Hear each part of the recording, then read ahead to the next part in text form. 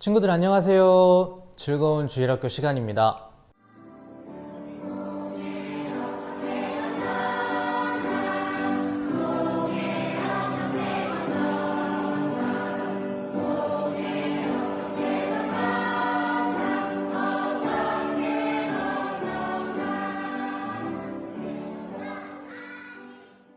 오늘은 7과 모세와 애굽 탈출을 통해서 이스라엘 백성들이 어떻게 애굽을 탈출했고 또 홍해를 어떻게 건너갔는지 배워보도록 하겠습니다.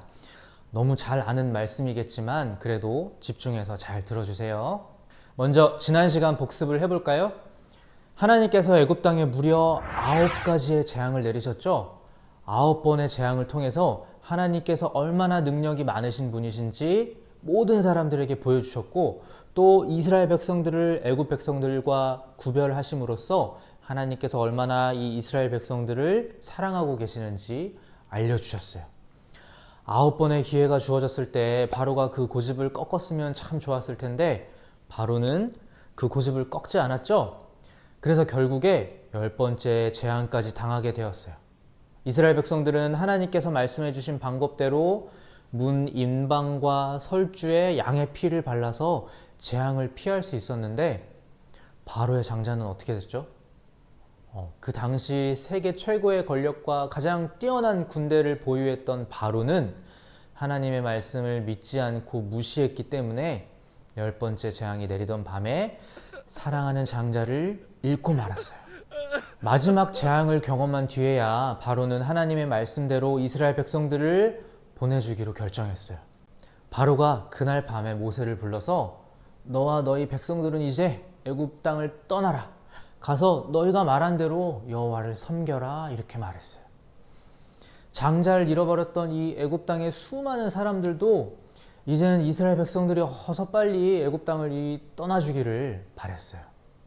이스라엘 백성들은 이제 드디어 자유를 얻게 되었어요. 이스라엘 백성들이 이 스스로의 힘과 능력으로 자유를 얻은 것이 아니라 하나님의 능력과 은혜로 이스라엘 백성들은 자유를 얻게 되었어요.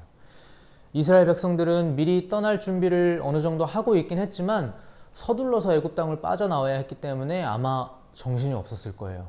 성경에 보니까 성인 남자의 수만 60만 명 정도였다고 하니까 어린 아이들 또 여자들까지 다 합치면 200만 명은 훨씬 넘었을 걸로 추측을 하고 있어요. 거기다가 이제 양, 염소 이런 가축들까지 있어서 다 같이 이동한다는 것 자체가 굉장히 쉽지 않고 어려운 일이었을 거예요. 이스라엘 백성들이 가고자 했던 최종 목적지는 하나님께서 약속하셨던 가나안 땅이었고 어찌됐건 일단 출발을 하긴 했는데 아마 이스라엘 백성들은 너무 막막하고 아마 두려웠을 거예요. 그런데 하나님께서 불기둥과 구름기둥으로 이스라엘 긴 행렬 맨 앞에 가시면서 길을 인도해 주셨어요. 낮에는 구름기둥이 앞에서 길을 인도했고 밤에는 불기둥이 이 길을 인도했는데 말 그대로 이 기둥의 모습이었기 때문에 이 행렬의 끝에 있는 사람들도 이 불기둥과 구름기둥을 보면서 길을 잃지 않고 따라갈 수 있었어요. 이 기둥들은 애굽 땅을 나왔을 때 잠깐만 있었던 게 아니라 이스라엘 백성들이 가나안 땅에 들어가는 그 날까지 이스라엘 백성들 앞에서 길을 인도했어요. 그런데 이스라엘을 순순히 보내줬던 바로의 마음이 바뀌었어요. 이스라엘 백성들을 놓아줬던 걸 후회하고 선발된 병거 600대 그리고 애굽의 모든 병거들을 다 동원해가지고 직접 이스라엘 백성들을 뒤쫓기 시작했어요. 여기서 나오는 이 병거는 말이 끌고 가는 마차 같은 건데 병거 한 대가 오늘날로 치면 탱크랑 맞먹을 만큼 이때 당시에는 아주 엄청나게 막강한 무기였어요. 애굽의 모든 병거 거기다 특별하게 선발된 병거 600대까지 무시무시한 애굽의 군대가 이제 이스라엘 백성들을 뒤쫓아 가고 있는 거예요. 한편 이스라엘 백성들은 하나님의 기둥이 인도하는 대로 조금씩 행진을 하다가 하나님의 명령에 의해서 진을 쳤어요. 이스라엘 백성들이 진을 친 곳은 믹돌과 바다 사이에 있는 비하히롯이라는 곳이었는데 바로 홍해 바다가 있는 해변가 지역이었어요. 여기서 믹돌은 망대라는 뜻을 가지고 있는데 이름에 걸맞게 높은 산악지대를 이루고 있는 곳이었어요. 산도 있고 또 바다도 있으니까 텐트 치기 딱 좋은 곳이었겠구나라고 생각을 할 수도 있지만 뒤에서 지금 누가 쫓아오고 있나요? 바로와 병거를 탄 애굽의 군사들이 막 쫓아오고 있었어요. 이스라엘 백성들은 이제 도망갈 수도 없어요. 한쪽은 홍해바다, 또 한쪽은 산악지대. 뒤를 돌아보면 애굽 백성들의 이 말발굽 소리가 들리고 이제 꼼짝없이 여기서 죽거나 운이 좋아서 살아남으면 애굽에 가서 이제 다시 노예가 되겠구나 이렇게 아마 생각을 했을 거예요. 그래서 이스라엘 백성들은 그때부터 원망하기 시작했어요. 모세를 향해서 애굽에 묘지 삼을 만한 곳이 없어가지고 우리를 여기로 데리고 와가지고 이렇게 죽게 만드는 거냐. 우리가 여기서 죽느니 차라리 애굽 백성들의 종이 되는 게 낫겠다. 이렇게 무서운 원망을 모세한테 쏟아냈어요. 그 원망은 사실 모세를 향한 것이 아니고 하나님을 향한 원망이었어요. 만약에 선생님이 모세였다면은 나 안 해. 관둬. 진작에 그만뒀을 것 같은데 모세는 이스라엘 백성들에게 이렇게 말했어요. 두려워 말고 가만히 서서 여호와께서 오늘 너희를 위하여 행하시는 구원을 보라. 가만히 서서 뭘 보라고요? 너희를 위한 구원을 보라고 말했어요. 우리 친구들 구원이라는 말 참 많이 들었죠. 이스라엘 백성들한테는 지금 정말로 구원이 필요했어요. 근데 구원이 뭘까요? 구원은 지금 이스라엘 백성들의 상황처럼 스스로의 힘으로는 이 죽음의 위기를 벗어날 수 없는데 나보다 능력이 훨씬 더 많은 누군가의 도움으로 이 죽음의 위기를 벗어나는 거. 이게 바로 구원이에요. 이스라엘 백성들은 정말로 아무 능력이 없었죠. 도망갈 수도 없었고 그렇다고 싸울 능력도 없었어요.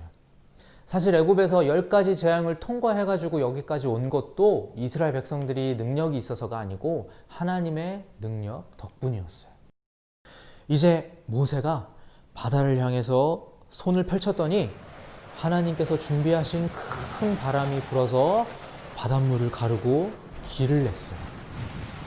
질퍽질퍽하고 발이 막 푹푹 빠지는 그런 길이 아니라 마른 땅과 같은 길을 하나님께서는 만들어 주셨고 이제 이스라엘 백성들은 바다 사이로 드러난 그 땅을 밟고 건너편으로 건너가기만 하면 되는 상황이었어요. 우리 친구들도 마찬가지예요.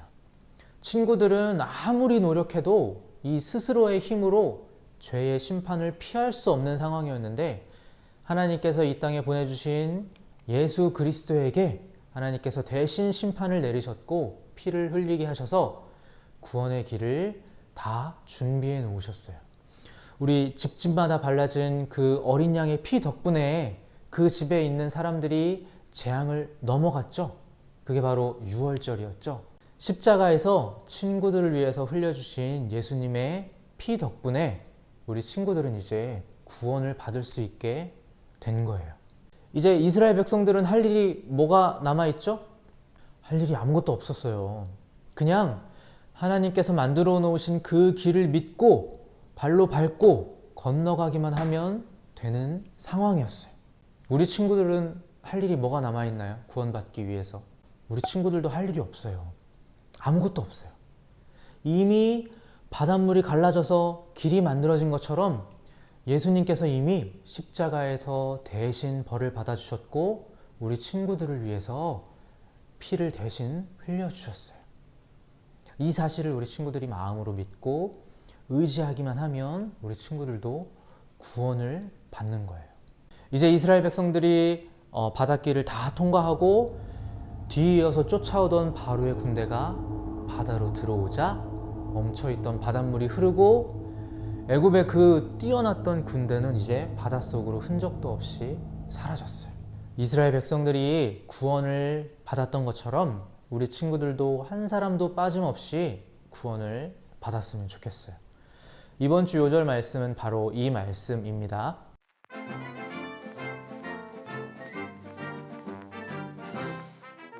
우리 친구들 한 주 동안 건강하게 있다가 다음 주에 다시 만나도록 하겠습니다. 안녕.